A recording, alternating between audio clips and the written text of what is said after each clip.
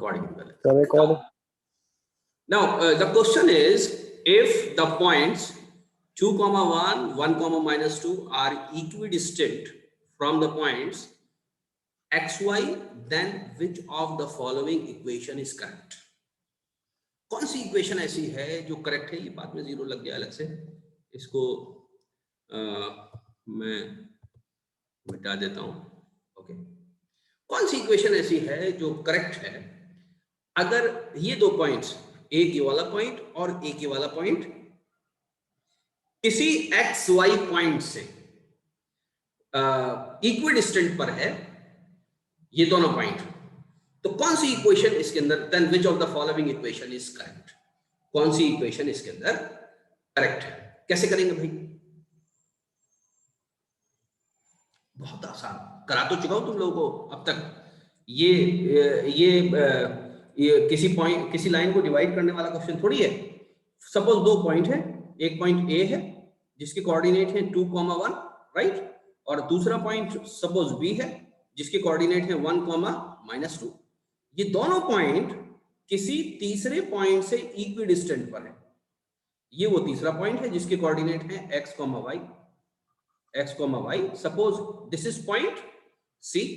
तो इक्विडिस्टेंट का मतलब क्या हो गया कि ये डिस्टेंस और ये वाला डिस्टेंस, तो ये डिस्टेंस दोनों कैसे हैं? बराबर है. बात समझ में आती है कि नहीं आती? तो इनमें से कौन सी इक्वेशन करेक्ट है? बहुत सिंपल सी चीज है कि इस डिस्टेंस को निकाल लीजिए. जब आप इस डिस्टेंस को निकालना है, याद करिए जो मैंने ये सर्किल बनाया, इस डिस्टेंस को निकालेंगे तो क्या होगा? x - 2 का स्क्वायर प्लस y - 1 का स्क्वायर. इस डिस्टेंस का स्क्वायर आ गया या नहीं आ गया? ये अजहान बताइए. यस सर, सर जी सर आ गया. अब मैं इस डिस्टेंस का स्क्वायर निकाल रहा हूं, ये वाला, ये जिसमें मैंने राइट बनाया, इस डिस्टेंस का स्क्वायर निकाल रहा हूं. ठीक है, मैं CB का स्क्वायर निकाल रहा हूं. वो किसके बराबर होगा? वो होगा x - 1 का स्क्वायर प्लस y + 2 का स्क्वायर. बात समझ में आ गई क्या नहीं आ गई? Yes sir. Yes sir. इसको आप ओपन कर लीजिए, इसको आप क्या कर लीजिए? ओपन कर लीजिए, आंसर आ जाएगा. जो भी आंसर आया उस पर टिक लगा दीजिएगा. मैं इस सवाल को सॉल्व करूं या नहीं? नो सर, आप कर लेंगे सर. हाँ, इसको आप लोग खुद करिए. जो बिल्कुल सिंपल सी चीज है. अब मैं कैलकुलेशन क्यों करूं? ठीक है, मैं नया सवाल करूं. आप नया सवाल देखिए. ये CBSE में 2008 में आया था क्वेश्चन. सवाल क्या है?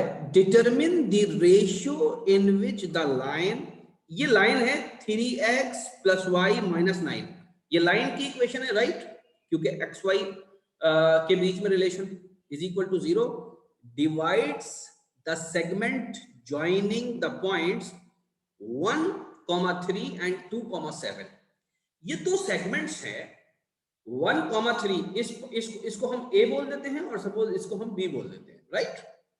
तो एक कोई पॉइंट है सपोज A, ठीक है, वो पॉइंट है सपोज ये. इसके जो कोऑर्डिनेट हैं वो है 1, 3. It is given to us. And there is another point, suppose it is B, और इसके जो कोऑर्डिनेट हैं वो है 2, 7. बात समझ में आती है? जब हम इन दोनों को मिला देते हैं, सपोज हमने ये मिला दिया इनको, ठीक है, तो लाइन सेगमेंट बन गया. बात समझ में आई?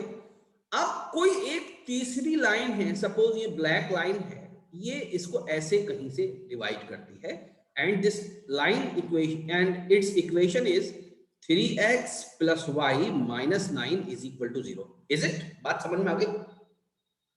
अब हमसे पूछ क्या रहे हैं? हमसे ये पूछ रहे हैं कि ये इसमें भैया m1 और m2 का रेशियो बता दो. हमसे क्या पूछ रहे हैं? m1/m2 का रेशियो बता दो, ये पूछ रहे हैं. सवाल समझ में आ गया या नहीं आ गया? Yes sir. सवाल समझ में आ गया? ठीक है. Yes sir. अब इस सवाल को हैंडल करने का तरीका क्या है? इस सवाल को जब हम शुरू करते हैं तो किस तरीके से करते हैं? देखिए, लाइन इससे कट कर रही है, इसका मतलब ये है अगर लाइन इससे पास हो रही है तो इसका मतलब ये है कि ये किसी ना किसी रेशियो में तो काट रही होगी। बात समझ में आई? तो हमने कहा कि m1 अपॉन m2 की जगह हम k:1 ले लेते हैं। ले सकते हैं या नहीं? Yes sir. ले सकते हैं। Sir m1 is equal to k m2 हो सकता है। k की वैल्यू कुछ भी हो सकती है, ये डिपेंड करेगी m1 और m2 के रेशियो पे डिपेंड करेगी। तो m1 अपॉन m2, m1 और m2 का जो रेशियो था उसको हमने k1:k, उसको हमने कह दिया k डिवाइडेड बाई 1 तो हम लगा रहे हैं, उसको हम k कह सकते हैं।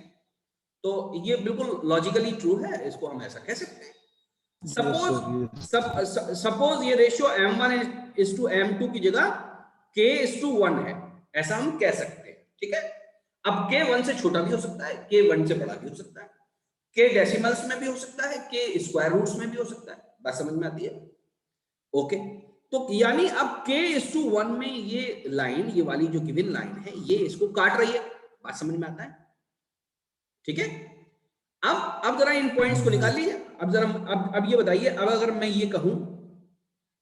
ये कहूं कि वो जो ये यहां पर, यहां वाला जो पॉइंट है, यहां वाले जो पॉइंट, ये वाला जो पॉइंट है, ये है x और y, ये मैंने मान लिया, एज्यूम कर लिया, मैंने कर सकता हूं मैं ये, राइट?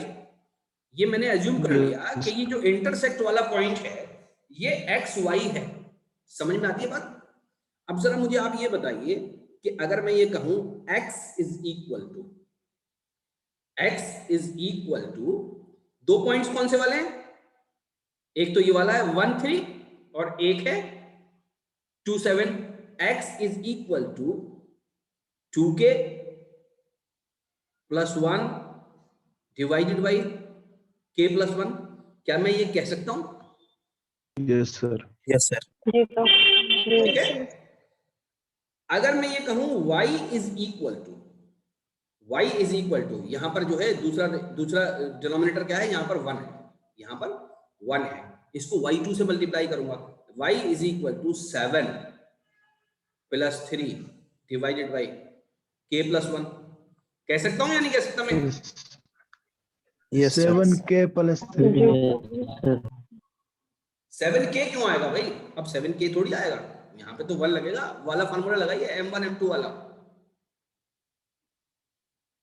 लगा देंगे। समझ में बात आ गई या नहीं आ गई? अगर नहीं आई तो बोलो फिर। तो कल वाला फॉर्मूला निकालें, कल वाला फॉर्मूला निकाल लें, सेक्शन फॉर्मूला। सेक्शन फॉर्मूला निकाल लेते हैं। ठीक है,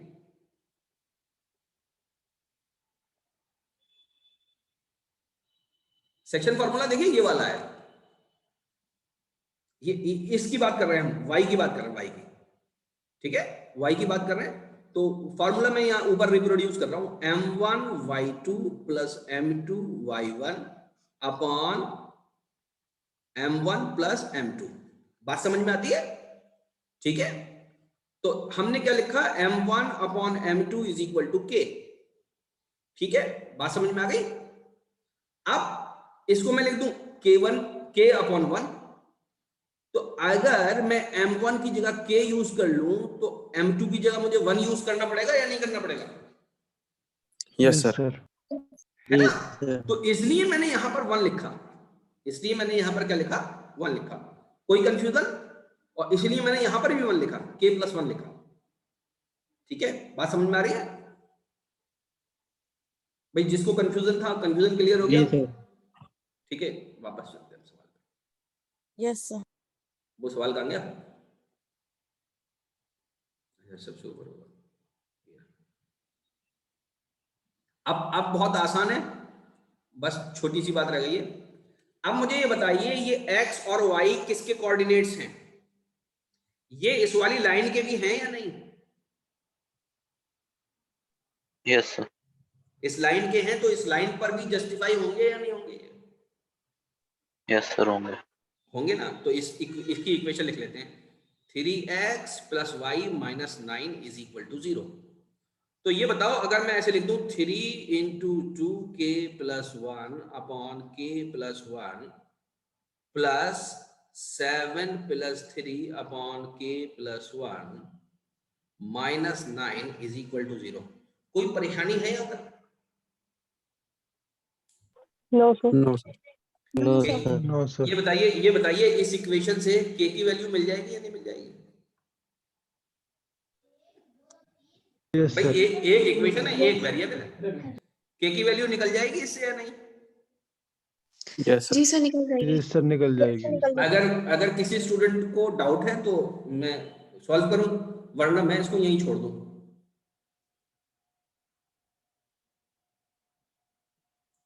ठीक है, छोड़ दूं सर ये ये y इक्वल्स टू 7k + 3 होगा ना? y is equal to 7k 7k नहीं होगा + भाई। 3। भाई y निकाल रहे हैं ना हम यहाँ पर, y निकाल रहे हैं ना, y निकाल रहे हैं, तो 7k नहीं होगा भाई यहाँ पर, k इज टू 1 ये हमने मान लिया, ये एज्यूम कर लिया हमने, एज्यूम हमने कर लिया कि m1 upon m2 is equal to k upon 1 है। ठीक है, तो m1 की जगह मैं k इस्तेमाल कर सकता हूं और m2 की जगह मैं 1 इस्तेमाल कर सकता हूं। बात समझ में आ रही सर है? y में भी तो m1 आएगा ना? y में यस सर। कहां पर, किस जगह?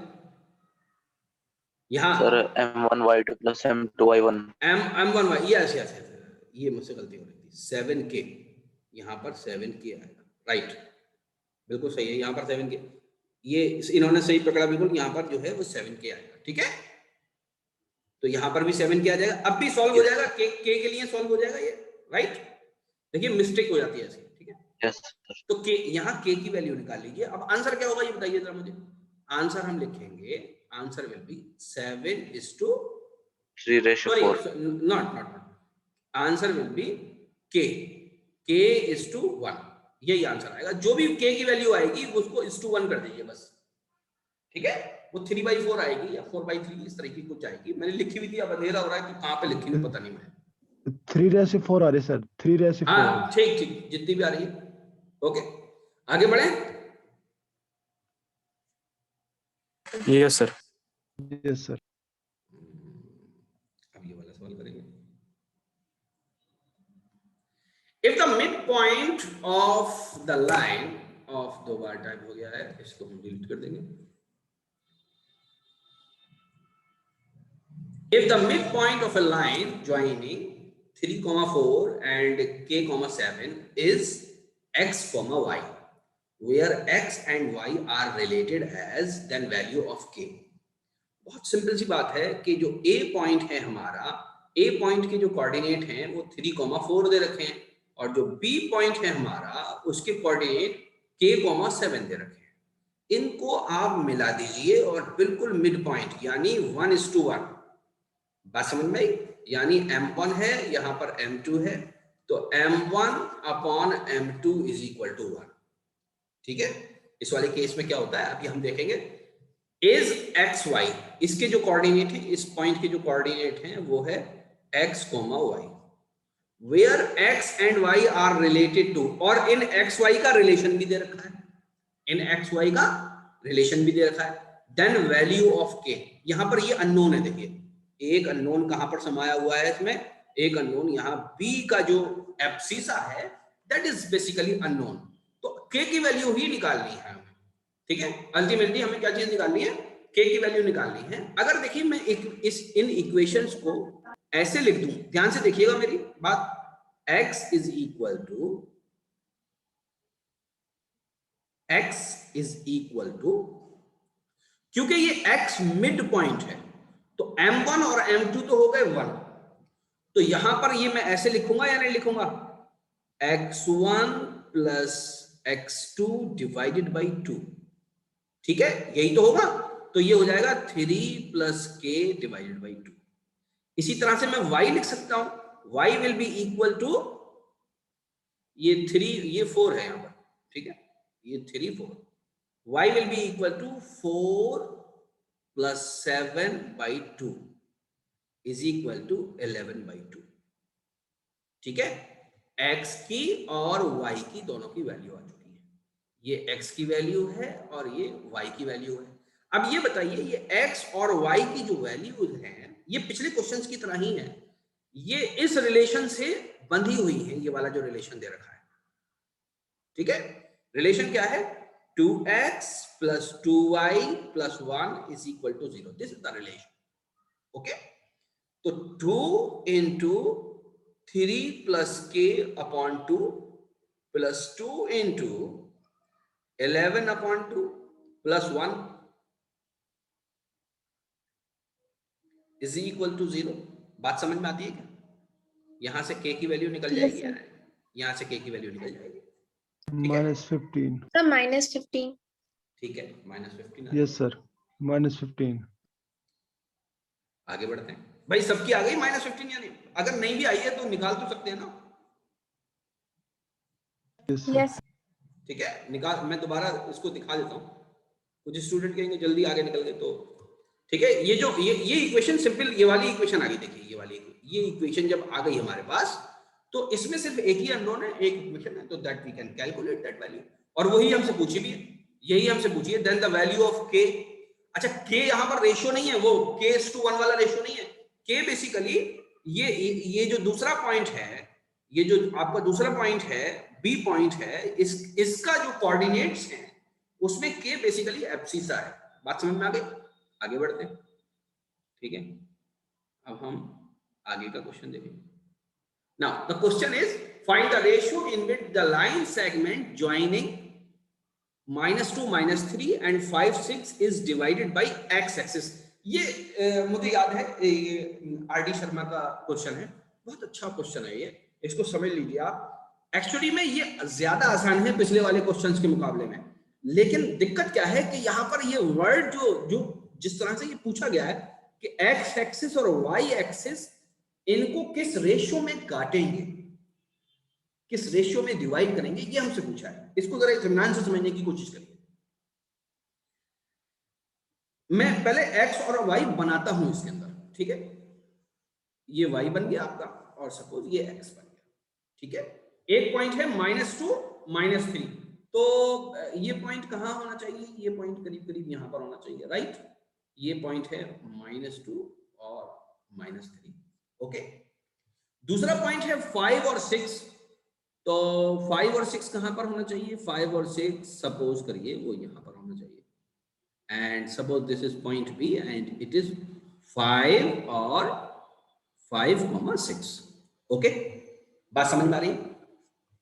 ये पॉइंट सपोज ए, इन दोनों पॉइंट्स को मिला दीजिए, इन दोनों पॉइंट्स को हम मिला देते हैं, ग्रीन लाइन से मिला देते हैं, ओके। इन दोनों पॉइंट्स को हम ग्रीन लाइन से मिला देते हैं। तो ये अभी ओरिजिन से कटता हुआ नजर आ रहा है, आप इसको ये मत समझिए ओरिजिन से कट रहा है, ये सपोज यहाँ ऐसे जा रहा है। तो ये देखिए इन दो पॉइंट्स पर जरा ध्यान से देखिए, मैं येलो से दिखाता हूं। इन दो पॉइंट्स पर, यहाँ एक तो यहाँ पर ये पॉइंट x पे काट रहा है या नहीं? x एक्सिस काट रहा है यहाँ पर या नहीं? x एक्सिस इस पॉइंट पर काट रहा है, तो x एक्सिस इसको इन रेशियोज में डिवाइड कर रहा होगा। इसी तरह से दूसरे पे देखिए, यहां पर ये जो दूसरा पॉइंट है, इसको बड़ा करके दिखाया है। दूसरा पॉइंट ये वाला है, ये जो मैं रेड से बना रहा हूं, ये वाला पॉइंट है दूसरा। यहां पर इस पॉइंट पर बेसिकली y एक्सिस काट रहा है या नहीं काट रहा है? इसको समझ में बात आ रही है? तो y एक्सिस भी इसको कुछ रेशियो में डिवाइड कर रहा है, तो ये बेसिकली यही रेशियो हमसे पूछे हैं। बात समझ में? यही रेशियो हमसे पूछे हैं और कोऑर्डिनेट्स भी पूछे। तो बेसिकली अब आप इसको लिखेंगे कैसे? अगर ये हाई स्कूल के अंदर सवाल आ जाता है तो इसको लिखेंगे किस तरीके से? इसको लिखने का तरीका क्या है? इसको लिखने का तरीका बस सिंपल सा ये है कि आप शुरुआत ऐसे करिए कि हम फर्स्ट पॉइंट कर रहे हैं कैलकुलेशन फॉर एक्स एक्सिस। किसके लिए कर रहे हैं हम? एक्स एक्सिस के लिए हम शुरुआत कर रहे हैं, ठीक है। बात समझ में आती है? जब भी हम कहते हैं एक्स एक्सिस, यस सर, तो एक्स एक्सिस का मतलब लाइन, एक्स एक्सिस का मतलब पॉइंट नहीं है, एक्स एक्सिस का मतलब लाइन है। कौन सी लाइन है एक्स एक्सिस का मतलब? एक्स एक्सिस का मतलब होता है y is equal to 0। y0 and what is the value of x?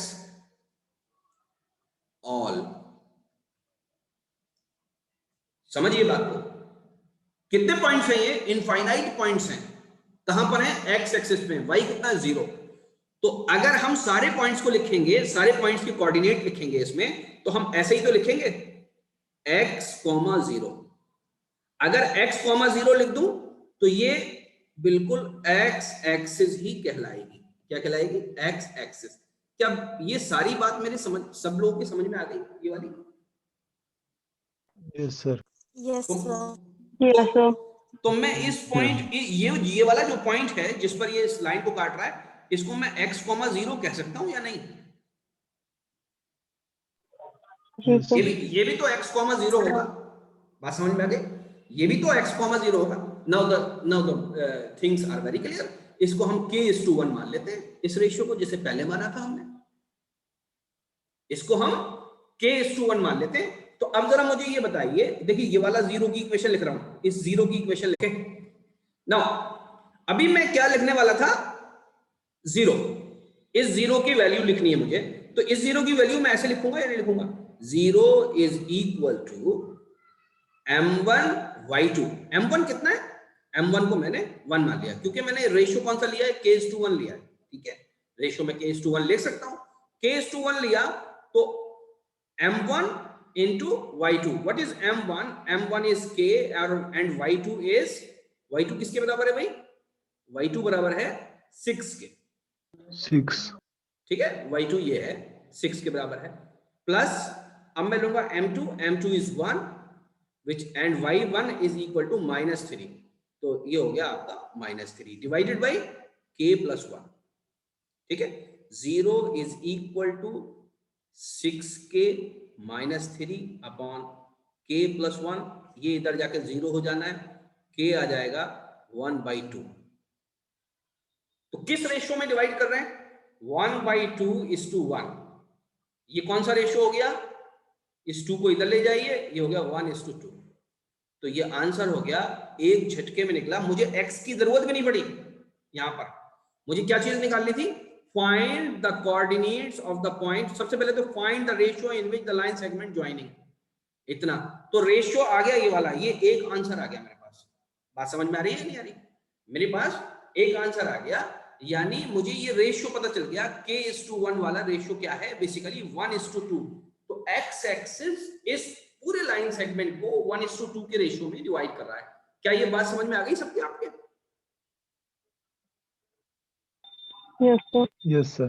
अच्छा, अब ये बताइए, अब इसी तरह से अगर मैं फॉर y एक्सिस के लिए लिख दूं तो आप कैलकुलेट कर लेंगे खुद ही, रेशियो निकाल जी, लेंगे, सर।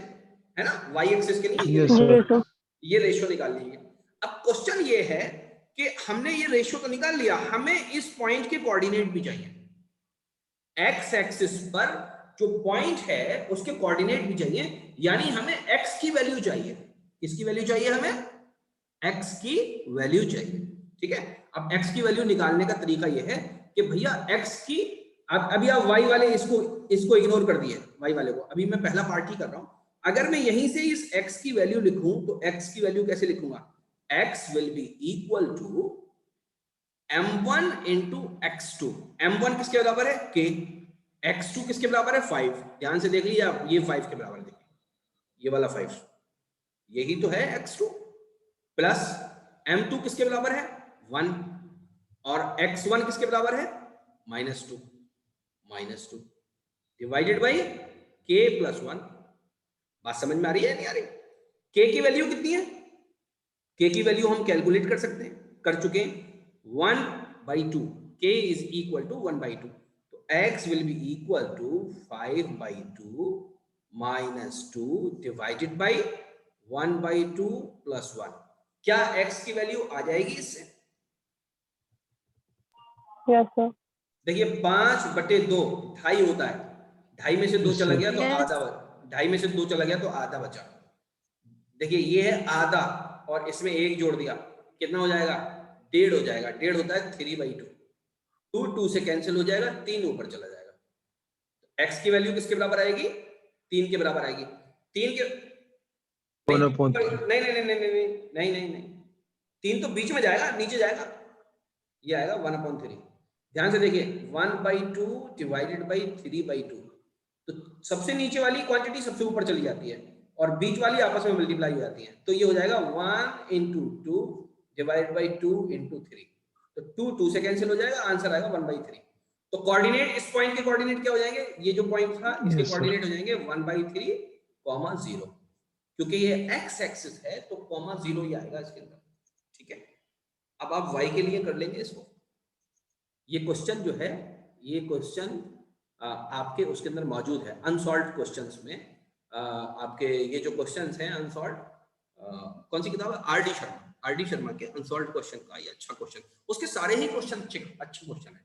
कुछ क्वेश्चन ऐसे हैं जो रिपीट हुए हैं अलग अलग लैंग्वेज में, उसके सिर्फ अल्फाज बदले हैं, क्वेश्चन वो सेम ही है। तो मैं कोशिश करूंगा इसके ज्यादा से ज्यादा क्वेश्चन करा दूं। क्या आप लोगों की समझ में आ रहा है जिस तरीके से मैं करा रहा हूँ? Yes sir. Yes, sir. Yes, sir. वैसे रिकॉर्डिंग भी हो रही है, अगर उस टाइम समझ में नहीं आ रहा तो फिर आप जो है बाद में रिपीट भी देख सकते हैं आगे। Yes, sir. दरअसल क्या, लाइट जाने से मेरा मूड खराब हो गया, गर्मी लग रही है ना। अब ध्यान से सुनिए। एनीवे, ये क्वेश्चन 2004 में सीबीएसई में आ चुका है, अच्छा क्वेश्चन है। Determine the ratio in which the point P M6, ये याद रखिए, ये पॉइंट P है कोई। Determine the ratio in which the point P M6 divides, तो M क्या चीज है, M एब्सिसा है, और 6 क्या चीज है, 6 ऑर्डिनेट है उस पॉइंट P का। ये रेशियो नहीं है, ये बात याद रखिएगा। Divides the line segment having the end points A -4, 3 and B 2 and 8. Also find the value M। बहुत ही सिंपल क्वेश्चन है। Suppose this is point A and its coordinates are -4 और 3, और दूसरा कोई पॉइंट है B, सपोज इसके coordinate हैं 2 and 8। कोई पॉइंट है M6, कोई पॉइंट है M6, इन दोनों के बीच में कोई पॉइंट सपोज यहां पर है, कोई पॉइंट यहां पर है, ये पॉइंट है P एंड इसके कोऑर्डिनेट हैं M6। Divides the line segment having the determine the ratio, ये हमें रेशियो डिटरमिन करना है। क्या हम कर सकते हैं, यहां पर ये चीज अननोन है तो कर सकते हैं हम? Yes, sir. हाँ, वही तरीका अपनाइए। देखिए, इस वाले पार्ट को कहिए K और इस वाले पार्ट को कहिए 1। बात समझ में? ये हम कह सकते हैं, ऐसा हम कह सकते हैं। और नोन चीज क्या है यहां पर, नोन जो चीज है वो है ये 6 नोन है ना, तो 6 की इक्वेशन लिख दीजिए। 6 की इक्वेशन जैसे ही लिखेंगी आप, तो K की वैल्यू आ जाएगी। देखिए ध्यान से, इस क्वेश्चन को जरा ध्यान से देखिए। अगर हम 6 को लिखना चाहें तो 6 कौन सा कोऑर्डिनेट है, Y कोऑर्डिनेट है। बात समझ में आती है या नहीं आती? अब K और 1 का यूटिलाइजेशन करिए आप। M1 into Y2, इक्वेशन याद रखिए, Y is equal to M1 Y2 plus M2 Y1 divided by M1 plus M2। ठीक है, अब M1 को रिप्लेस कर दीजिए K से और M2 को रिप्लेस कर दीजिए 1 से। ठीक है, ऐसा हम कर सकते हैं। तो M1 की जगह तो मैं लिखूंगा K और मल्टीप्लाई कैसे करूंगा, Y2 से। Y2 है 8 into 8 प्लस M2 की जगह लिखूंगा मैं 1 और Y1 की जगह लिखूंगा 3 into 3 डिवाइडेड बाई क्या हो जाएगा, K plus 1। अब ये बताइए यहां से K की वैल्यू कितनी आ जाएगी, 6K plus 6 is equal to 8K plus 3। 2K is equal to 2K किसके बराबर आ जाएगा, 3 के बराबर आ जाएगा। K किसके बराबर आ जाएगा, 3/2। K 3/2 के बराबर आ गया। क्या K की वैल्यू हमें निकालनी है, K की वैल्यू हमें नहीं निकालनी, हमें तो M की वैल्यू निकालनी है। अब हम लिखेंगे M का, अब हम M की इक्वेशन लिख देते हैं। तो M की इक्वेशन का मतलब X की इक्वेशन लिख रहे हैं, यहां पर हम लिखेंगे M1 X2 plus M2 X1 divided by M1 plus M2। M1 को रिप्लेस कर दीजिए k से, और m2 को रिप्लेस कर दीजिए 1 से, x को रिप्लेस कर दीजिए m से, ठीक है। और ये वाली इक्वेशन यहां रिप्रोड्यूस कर दीजिए। इसको रिप्रोड्यूस करेंगे तो m is equal to m1 x2। m1 किसके बराबर है? k के बराबर है। x2 किसके बराबर है? 2 के बराबर है। प्लस m2 किसके बराबर है? 1 के बराबर है। x1 किसके बराबर है? -4 के बराबर है, डिवाइडेड बाई k प्लस 1। बात समझ में आती है? k की वैल्यू किसके बराबर है? k की वैल्यू हम कैलकुलेट कर चुके हैं, 3/2 इंटू 2, सॉरी यहां पर हो जाएगा -4 डिवाइडेड बाई 3/2 प्लस 1। बात समझ में आ रही है? यहां से हम m की वैल्यू निकाल सकते हैं आप आसानी से या नहीं? देखिए 2 से कैंसिल हो गया, 3 - 4 इज इक्वल टू -1, 3/2 प्लस 1, ये कितना है? 1.5 में ये जोड़ देंगे तो कितना हो जाएगा? 2.5 हो जाएगा। 2.5 को हम कैसे लिख सकते हैं? 5/2। ये 2 ऊपर चला जाएगा, ये हो जाएगा -2/5। क्या आंसर सही आया है? Yes, sir. कैलकुलेट कर लीजिए, निकले होगा ऐसी कैलकुलेशन में। जरा आप यहां पर ध्यान दे दीजिएगा, ये इतनी सारी जो कैलकुलेशन की है, ठीक है। आगे बढ़ूं? Yes, sir. ठीक है, जी ठीक। ये भी अच्छा सवाल है, ये मैंने मॉडिफाई किया था, ये आया है शायद पिछले किसी सालों में, या फिर किताब का सवाल है। एनीवे, कह रहे हैं रेशियो सर मैं इन, हाँ बोलिए बोलिए। एक्चुअली सर मेरा कनेक्शन बार बार कट रहा है, इससे हाँ तो कोई बात नहीं, रिकॉर्डिंग हो रही है, रिकॉर्डिंग देख लेना, कट ठीक है। जाता है फिर अपना आप जुड़ जाता है। हाँ तो रिकॉर्डिंग, अब आप जो है रिकॉर्डिंग देख लेना, यस ठीक सर, है, यस रिकॉर्डिंग हो रही है। Ratio in which the point 2y, ये y है, ठीक है, 2y divides the line segment joining the points a -22, b 37 and the value of y। दो पॉइंट्स हैं, एक a पॉइंट है -2, और एक b पॉइंट है 3, 7, ठीक है। ये दो पॉइंट्स हैं, इन दोनों पॉइंट्स को मिला देते हैं। यहां पर कोई तीसरा पॉइंट है जो इनको इंटरसेक्ट कर रहा है, ये कोई तीसरा पॉइंट है, ये पॉइंट सपोज P है, और ये 2, y इसके कोऑर्डिनेट्स है। तो ये इनको किस रेशियो में डिवाइड कर रहा है, यानी m1 और m2 का रेशियो पूछा है। दूसरा ये y की वैल्यू में पूछी है। क्या निकाल सकते हैं हम? अभी जस्ट सवाल किया है वो ऐसा ही है बेसिकली, हमको दोनों चीजें पूछिए यहाँ पर। अभी जो हमने सवाल किया है इससे जस्ट पहले वो बिल्कुल ऐसा ही है, ठीक है। इसको हम सॉल्व कर लेते हैं। सॉल्व कैसे करेंगे भाई इसको? सबसे पहले ये देखिए, यहाँ पर ये जो 2 नजर आ रहा है ना, ये काम करेगा हमारा। इसको मान लीजिए k और इसको मान लीजिए 1। बात समझ में आती है? तो m1 और m2 के रेशियो को हमने k:1 मान लिया, ये हम मान सकते हैं। तो 2 की जरा इक्वेशन लिखता हूं मैं, ध्यान से देखिए। 2 विल बी इक्वल टू, 2 किसके बराबर होगा? 2 का मतलब x निकाल रहे हैं हम, x निकाल रहे हैं, तो वो होगा m1 इंटू x2। m1 की जगह हम लिखेंगे k, और x2 क्या है? 3, तो मैं लिखूंगा 3k प्लस -2 इंटू 1। क्या ये बात सबके समझ में आ गई? ये इक्वेशन समझ में आ Yes, गई sir. सबके? ये 2 कौन सा वाला है? ये वाला जो 2 है, ये जो 2 है वो ये वाला 2 है, ठीक है। बात समझ में आ रही है? ये 3 कौन सा वाला 3 है? ये 3 बेसिकली ये वाला 3 है। और ये -2 कौन सा वाला -2 है? ये -2 ये वाला -2 है, ठीक है। और k और 1 को तो आप समझ रहे हैं, k और 1 जो है वो बेसिकली रेशियो है। समझ में आ रही है बात या नहीं? तो ये जो इक्वेशन है मॉडिफाई होकर आ जाएगी, 2k plus 2 is equal to 3k minus 2। बात समझ में आ रही है? तो k की वैल्यू आ जाएगी यहां से 4। k की वैल्यू कितनी आ गई? 4। तो इसका मतलब रेशियो, यानी m1 और m2 का रेशियो किसके बराबर आ गया? 4:1। बात समझ में आ गई? तो देखो एक तो यहां पर दिया हुआ है, या तो a होगा आंसर, या आपका b होगा, d होगा आंसर।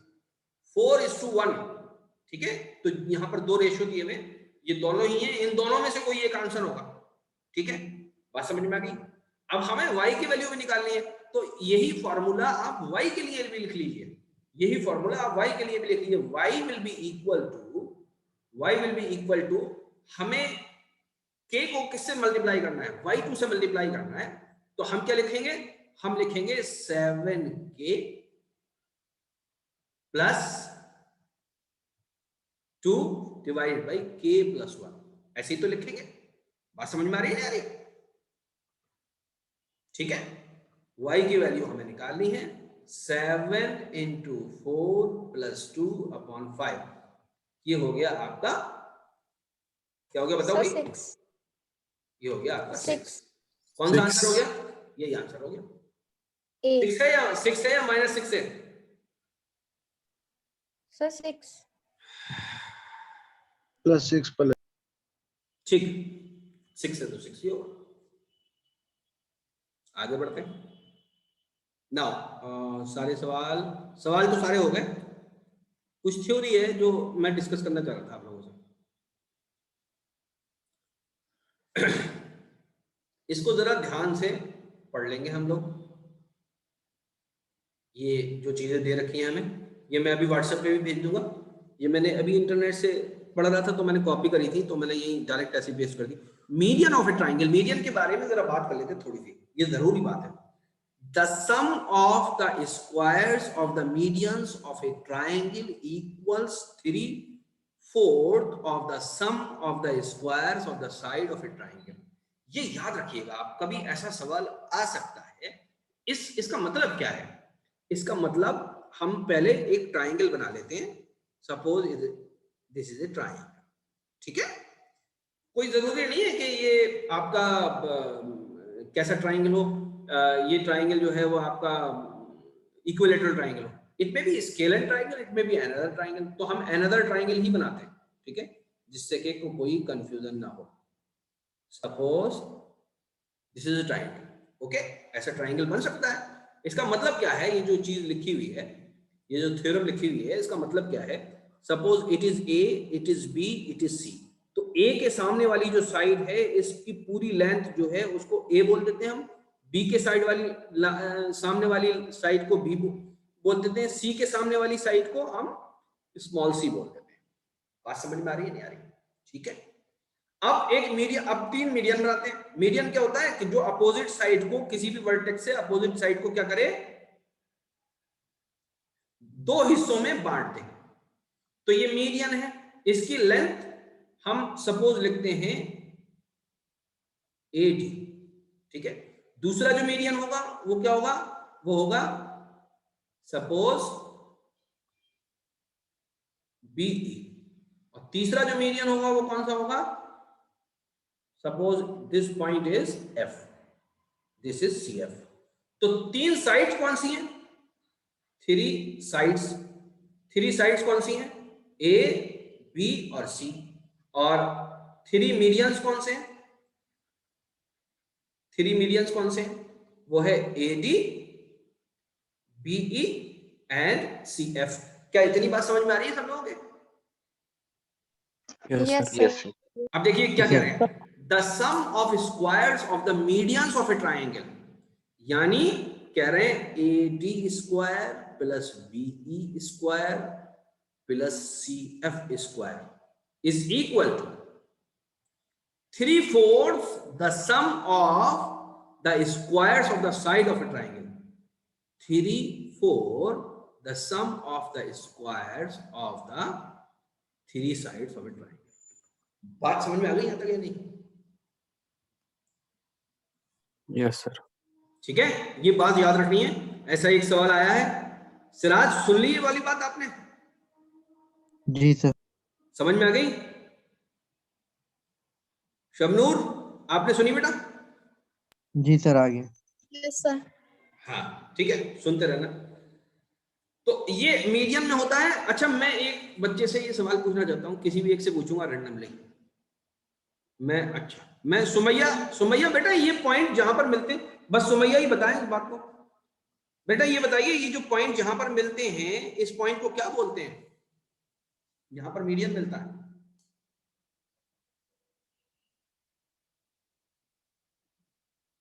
क्या लिख दूं इसको मैं, और दो सेंटर लिख दूं? Yes, sir. या Yes, sir. या सरकम सेंटर लिख दूं? So, ortho center. इन Ortho सेंटर, center. इन सेंटर लिख दूं या सेंट्रोइड लिख दूं? उमर क्या लिखूं मैं इसको? Sir centroid. तुम भी गलती बताना। Sir centroid. हानिया क्या लिखूं बेटा मैं? So, centroid. हाँ सेंट्रोइड होगा।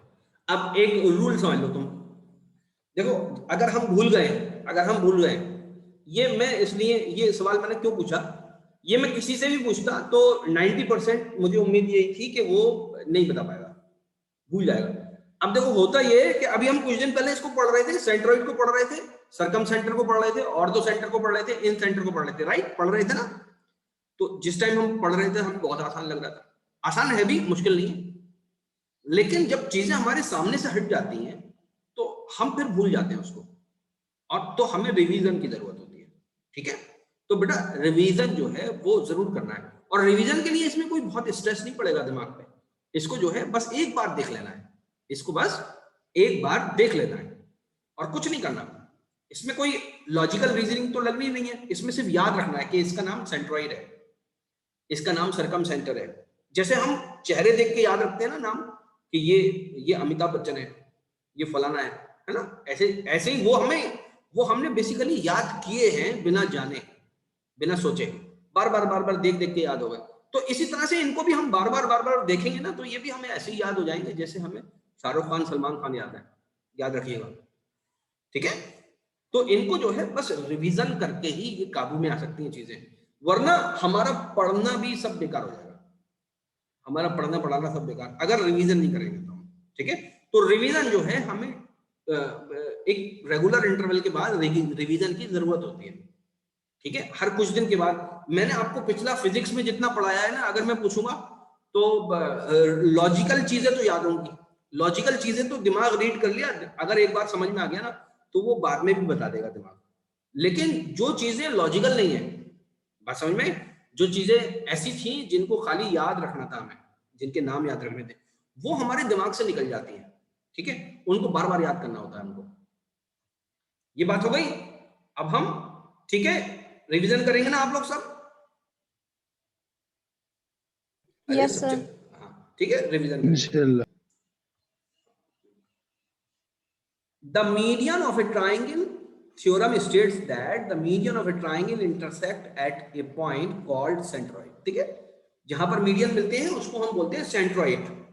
और ये यकीन मानना, अब मैं एक हफ्ते बाद भी अगर ये पूछूंगा कि मीडियन जहां मिलते हैं उसे क्या कहते हैं, तो अब आप सेंट्रोइड बता देंगे सारे स्टूडेंट इंशाल्लाह, क्योंकि ये अभी जो बातें हुई ना ये रिवीजन ही हुआ basically. Which is the 2/3 of the distance from the vertices to the midpoint of the opposite side. इसका मतलब क्या है कि जो जहां पर सेंट्रोइड बनता है, सपोज यहां पर बना सेंट्रोइड, तो ये डिस्टेंस और ये वाला डिस्टेंस, ये अगर 3 है तो ये 2 होगा। बात समझ में आ रही है? तो सेंट्रोइड कितने हिस्सों में बांटता है मीडियन को? सेंट्रोइड मीडियन को कितने हिस्सों में बांटता है? सेंट्रोइड 2 हिस्सों में बांटता है, और उन दोनों हिस्सों का जो रेशियो होता है वो 3:2 होता है। ठीक है, ये भी हमने पढ़ा था, और ये बहुत जरूरी चीज है, इसको बहुत जरूरी तौर पर याद रखना है हमको। ठीक है, इसकी properties of a median of triangle, every triangle has 3 median from 3 vertices, the 3 median always meet at a single point. ऐसा कभी भी नहीं होगा कि मीडियन जो है कि मीडियन फॉर एग्जांपल 2 बन गए मीडियन या 3 बन गए मीडियन, वो सॉरी सेंट्रोइड 2 बन गए या 3 बन गए, ऐसा नहीं होगा। सेंट्रोइड हमेशा एक ही होगा। सेंट्रोइड कितने होंगे? हमेशा एक होगा। तीनों मीडियन जहां पर मिलेंगे वो एक ही पॉइंट होगा, 2 नहीं हो सकते। तीनों मीडियन हमेशा एक पॉइंट पर ही इंटरसेक्ट करेंगे। अगर दो मीडियन एक पॉइंट पर इंटरसेक्ट कर रहे हैं तो तीसरा भी वही करेगा, और ट्राइंगल के अंदर करेगा, बाहर नहीं कर सकता ये। ठीक है, बात समझ में आ रही है? ये हमेशा इनसाइड टू द ट्राइंगल होता है। The point where three median meets it called the centroid of a triangle. Triangle का सेंट्रोइड कहलाता है वो पॉइंट जहां पर तीनों मीडियन मिलते हैं। Each median of a triangle divides the triangle into two similar triangles which have two smaller triangles, not similar, smaller triangles which have equal in area. Median दो एरिया में डिवाइड कर देता है ट्राइंगल को, वो दोनों जो एरियाज होते हैं वो बराबर होते हैं, दो बराबर के एरियाज में बांट देता है मीडियन, राइट? सब लोग सुन रहे हैं ध्यान से? Yes, sir. In fact, the three Yes, sir. medians divides the triangle into six smaller triangles of equal area. तो तीन मीडियन कितने एरिया में बांट देंगे? तीन मीडियन 6 ट्राइंगल में बांट देंगे, और वो 6 के 6 बराबर एरिया के होंगे। इसकी जरूरत पड़ सकती है हमको कभी। किस तरह के क्वेश्चन में एक क्वेश्चन आया है इस तरीके का, वो मैं बताना चाह रहा हूं। ठीक है, क्वेश्चन कैसा है? Suppose this is a triangle, okay, suppose it is a triangle. तो क्वेश्चन इस तरीके का है कि सपोज एग्जामिनर ने कहा this point is a centroid. इस पॉइंट को क्या बोला? सेंट्रोइड।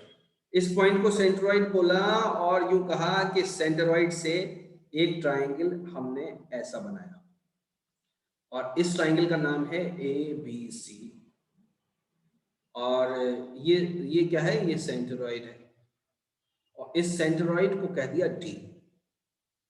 तो उन्होंने हमसे ये पूछा कि आप इस रेशियो को बताइए, area of triangle ABC divided by area of triangle BDC, ये किसके बराबर होगा? बात समझ में आ गई? किस तरह का सवाल बन सकता है इस थ्योरी के ऊपर? इसके बराबर होगा बेटा, कोई बता सकता है मुझे?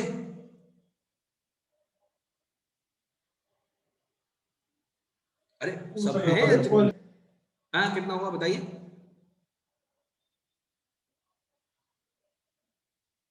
बोलिए।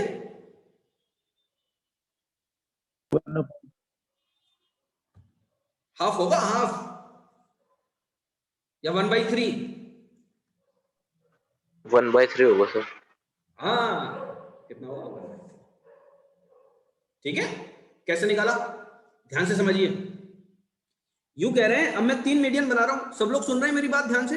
थके तो नहीं है? Yes, sir. देखो, एक मीडियन ये मीडियन यहां से पास हो रहा है, राइट? ये मीडियन बना है, और एक मीडियन ये वाला होगा। इन्हीं को एक्सटेंड कर दिए, बस इन्हीं को एक्सटेंड कर दिए। ठीक है, तो अब ध्यान से देखिए कि ये जो ट्राइंगल बन रहा है, ये जो ट्राइंगल बन रहा है, ये जो ट्राइंगल बन रहा है, ये वाला जो ट्राइंगल बन रहा है, और ये वाला जो ट्राइंगल बन रहा है, दूसरे रंग से कर ले रहा हूं, और ये वाला जो ट्राइंगल बन रहा है, इन दोनों का एरिया कैसा होगा? इन दोनों का एरिया बराबर होगा, 1/2 होगा पूरे ट्राइंगल का। इसी तरह से हर मीडियन पर ये अप्लाई कर दीजिए आप। इसी तरह से क्या कर दीजिए? हर मीडियन पर अप्लाई कर दीजिए। आपको ये जो ट्राइंगल है, ये वाला जो ट्राइंगल है, ये वाला जो ट्राइंगल है, ये वाला जो ट्राइंगल नीचे वाला, यानी यही वाला BDC जो है, यहां ये आपको कैसा नजर आने लगेगा? ये आपको नजर आने लगेगा वैसे ही जैसे मैंने बताया था, यानी ये वाला जो ट्राइंगल है, ये वाला जो ट्राइंगल, इसका एरिया किसके बराबर होगा? इसका एरिया बराबर होगा जितना ये वाला ट्राइंगल है, और इसका एरिया किसके बराबर होगा? जितना ये वाला ट्राइंगल है। इन तीनों ट्राइंगल्स का एरिया बिल्कुल बराबर होगा। बात समझ में आ रही है कि नहीं आ रही? क्यों बराबर होगा वो मैं बताना चाह रहा हूं आपको। ये बताइए, अगर मैं मीडियन बना दूं, सपोज ये E पॉइंट है, ये बताइए मुझे कि AE, मैंने B लिख दिया, AE is median of triangle ABC।